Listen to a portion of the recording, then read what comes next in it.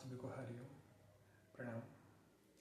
आज का जो हमारा विषय है वो है अनाहद नाद क्या है और अनाहद नाद का वास्तविक अर्थ क्या होता है। जहाँ पे आपका अहम, आपका कर्ता भाव, आपका जो ये मैं का भाव है, जब इनका हो जाता है विसर्जन, जब ये हो जाते हैं विलीन, तो पीछे जो शेष बचता है वो जो परम शून्य है, वो जो परमात्मा है, वो जो ब्रह्म है, उसी को कहा गया है अनाहद नाद।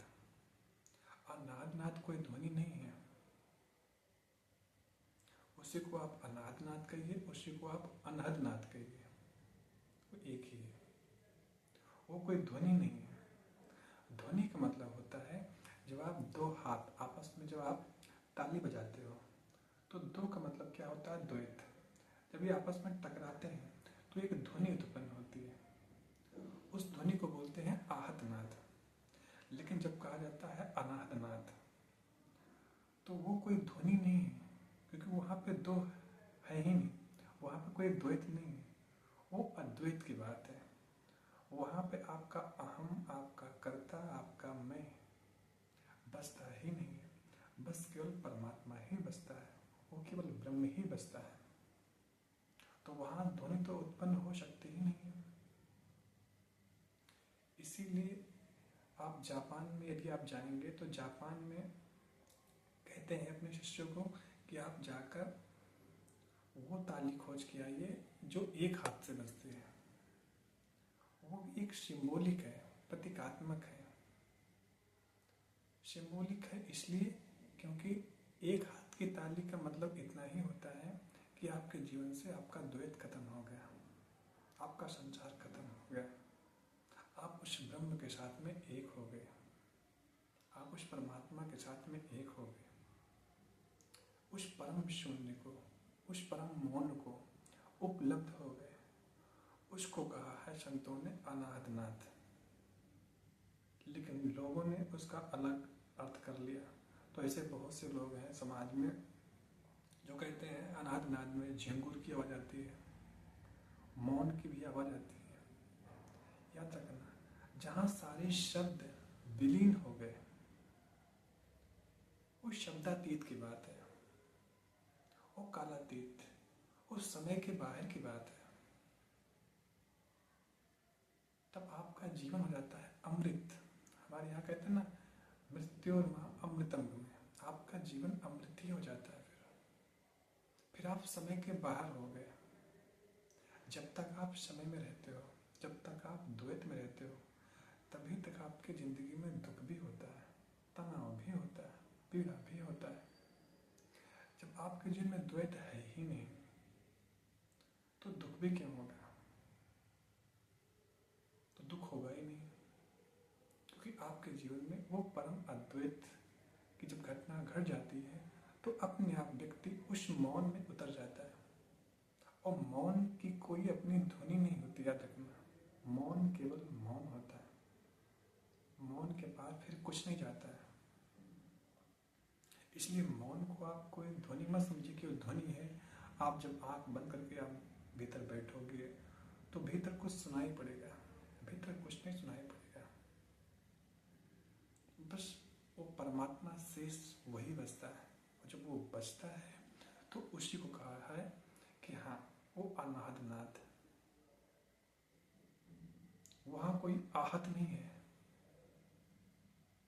वहाँ कोई जिंदगी में फिर कोई जोर जबरदस्ती नहीं है, कोई टकराहट नहीं हो रही है, कोई तनाव पैदा नहीं हो रहा, आप किसी से लड़ झगड़ नहीं रहे हो। तभी आपकी जिंदगी में वो अनाहत नाद को आप उपलब्ध हो पाते हो। जब तक आप जिंदगी से लड़ते हो तभी तक आप जिंदगी से फिर दुख पाते हो, पीड़ा पाते हो।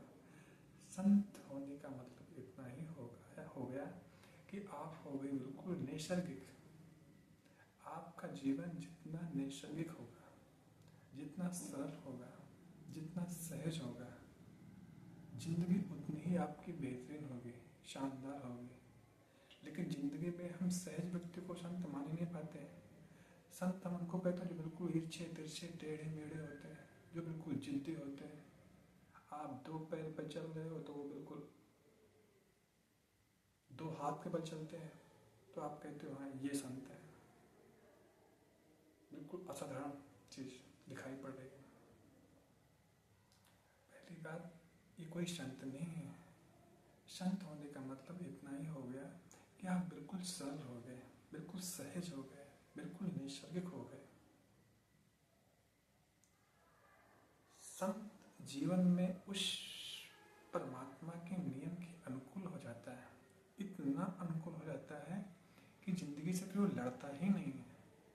और जब जिंदगी में वो लड़ेगा नहीं, तनाव पैदा होगा ही नहीं, तो उसके जिंदगी में एक उसको मिलता है भीतर से एक खुशी मिलती है, एक शांति मिलती है। उसकी जिंदगी में अपने आप एक मौन आ जाता है। उसी मौन की बात करते हैं संत। जब आप जिंदगी से लड़ते हो, जब आप उतर जाते हो संघर्ष में, संघर्ष का मतलब क्या हो रहा है, चेष्टा का मतलब क्या हो रहा है कि आप चीजों से लड़ते हो, चीजों को कभी समझते नहीं हो।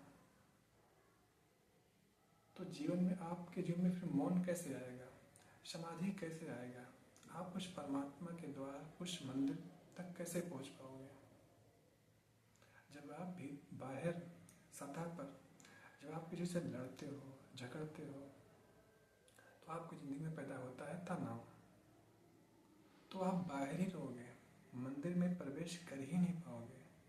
इसलिए जब भी कोई संत को उस समाधि में उतरना होता है, तो संतों के लिए जीवन में फिर कभी किसी के प्रति वो घृणा, द्वेष, क्रोध, ये सब उसकी जिंदगी में नहीं होता है। राग द्वेष कुछ नहीं होता है। तभी उसकी भीतर की यात्रा प्रारंभ हो पाएगी, तभी वो भीतर पहुंच पाएगा। जब आप बाहर ही बाहर आप लड़ते रहोगे, झगड़ते रहोगे, उलझते रहोगे, जीवन में आपका ओहापोह चलता रहेगा, तो आप भीतर प्रवेश कर ही नहीं पाओगे। जब भीतर प्रवेश कर ही नहीं पाओगे, तो जो आपका वास्तविक जो समाधि है आपकी जिंदगी में, वो जो समाधान है, फिर हो ही नहीं पाएगा। उस समाधि को फिर आप उपलब्ध हो ही नहीं पाओगे, उस परमात्मा को आप उपलब्ध हो ही नहीं पाओगे। परमात्मा के मंदिर के आप बाहर ही रह जाओगे। और जब आप परमात्मा के मंदिर के बाहर रह जाओगे, फिर जिंदगी में, फिर आपकी जिंदगी में केवल होगा पीड़ा, दुख, यातनाएं और दर्द ही होगा। इसलिए संत कहते हैं लड़ना मत, झगड़ना मत, चीजों को समझना। जब तुम समझ जाओगे तो कोई तनाव पैदा होगा नहीं। अपने आप आपकी यात्रा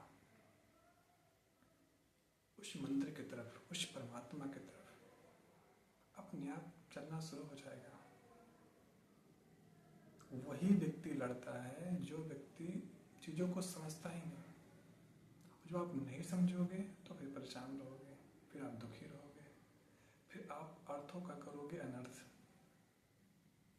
फिर किसी को झिंगुर की आवाज आती है अनाथ नाद में, किसी को मौन में भी ध्वनि सुनाई पड़ता है। फिर आपको लोग करते हैं मैनिपुलेट, आपके दिमाग में कोई बात डाल देंगे और जो भी आपके मन में धारणा बन गई, फिर आपके मन में फिर आपको बार बार वही चीज का अनुभव होगा।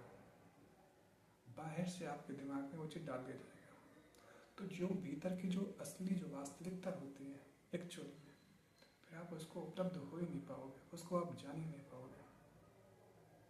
तो पहले तो आपको इन सारे पर्दों को, इन विचारों को, इन भावों को, इन सब को छोड़ देना है। जो आपका कर्ता का भाव मैं है वो छूट जाएगा। बस कुछ चीज़ों को समझना है। आपका समझ लाएगा रूपांतर, केवल बोध। तो आज यहीं तक, मिलते हैं एक दूसरे वीडियो में एक दूसरे विषय के साथ। आप सभी को हरि ओम।